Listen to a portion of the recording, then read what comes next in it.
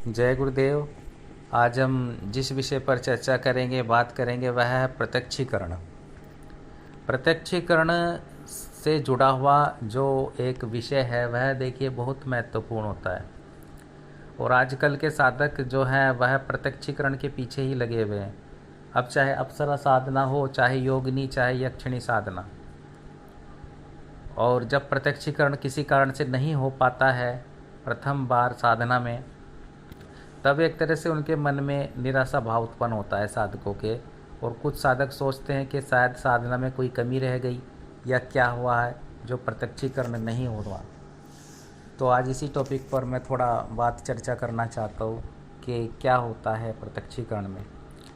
और इस विषय पर देखिए, प्रत्यक्षीकरण में जो है, देखिए मान लीजिए कि साधक कोई अप्सरा साधना सबसे पहले करता है और वह साधना 21 दिन की है या 7 दिन की है। ये साधना जो है उस पर निर्भर करता है कि वे कितने दिन की, कौन सी अप्सरा की या यक्षिणी योगिनी की वह साधना कर रहा है साधक। तो उसमें क्या होता है, जब पहले ही साधक पहली बार साधना कर रहा होता है अप्सरा, तो किसी कारण से अप्सरा जो है या यक्षिणी या कोई भी शक्ति जो है प्रत्यक्षीकरण की है वह साधक के समक्ष नहीं आती है।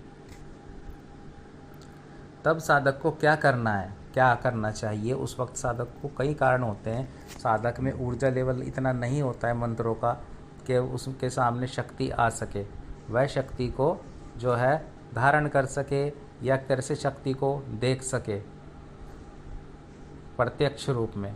उतना पावर होता नहीं है साधकों में। तब क्या करना चाहिए।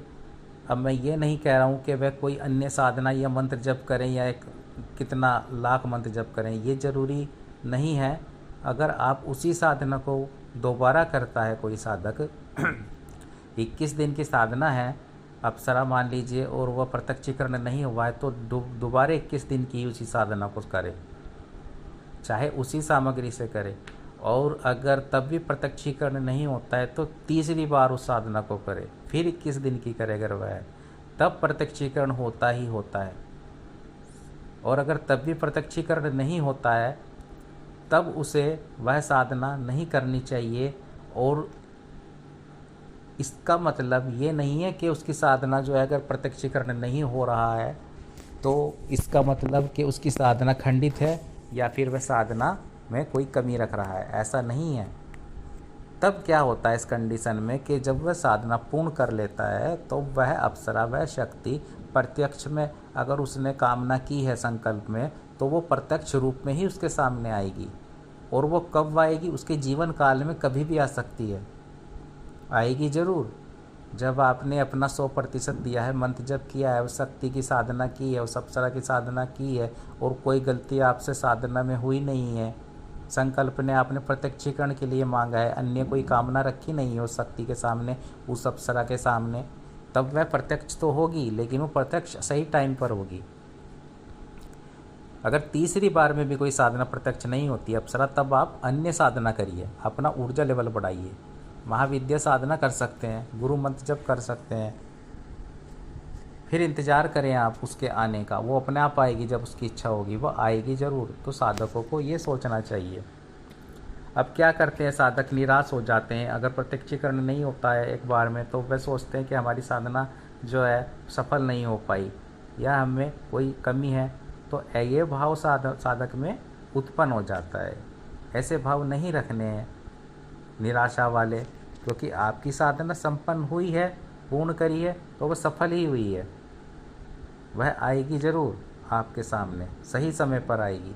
आप टाइम वेस्ट ना करते हुए अन्य साधनों में आगे बढ़ें, ऊर्जा लेवल बढ़ाएं तब अपना, या फिर उसी साधना को रिपीट करके, जैसे मैंने कहा है, 3 बार जो है करें, जब तक प्रत्यक्षीकरण नहीं होता है साधना में।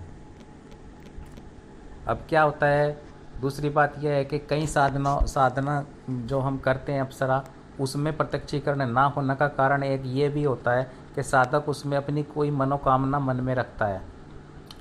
अब प्रत्यक्षीकरण का तो संकल्प ले लिया है साधक ने, लेकिन साथ साथ उसने कोई इच्छा भी अपनी रख दी है मन में कि मेरा कोई ये कार्य हो, ये पूर्ण हो जाए। या फिर चाहे वह रख भी नहीं रहा है अप्सरा के सामने इच्छा, लेकिन उसके मन में चल रहा है, कोई कई इच्छाएं होती हैं मन में, किसी की धन से जुड़ी हुई होती है, किसी की विवाह से जुड़ी होती है, किसी की नौकरी से जुड़ी होती है, किसी की कई इच्छाएं होती हैं। वो बोल नहीं रहा है संकल्प, लेकिन इच्छाएं हैं। तब वह अप्सरा क्या करती है, वह शक्ति जो आप कर रहे हैं यक्षिणी या योगिनी अप्सरा, वह उन्हें पूर्ण करती है धीरे धीरे।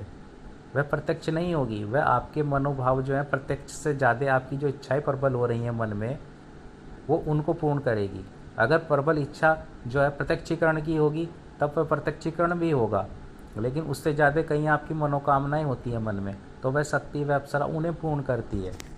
फिर प्रत्यक्षीकरण में विलम्ब होता है, फिर प्रत्यक्षीकरण जब वह चाहेगी तब होता है।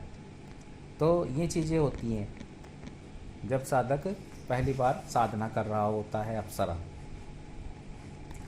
तो जो मेरा कहने का मतलब है कि जब आप साधना करें तो निराशा भाव मन में ना रखें, साधना को पूर्ण करें और खंडित ना हो आपकी साधना। सभी जो नियम और कायदे होते हैं साधना में वह निभाएं, वह फॉलो करें, जो रूल होते हैं जो भी हैं, है ना। तुम्हारी तरफ से कोई गलती होनी नहीं चाहिए, फिर आप अपनी साधना को सफल मान सकते हैं और वह कभी भी प्रत्यक्ष हो सकती है जो अप्सरा होती है, अगर आप प्रत्यक्षीकरण से उसकी कामना रखते हैं।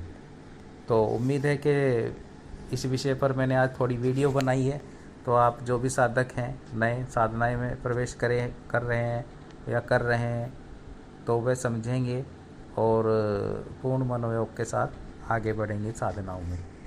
जय गुरुदेव।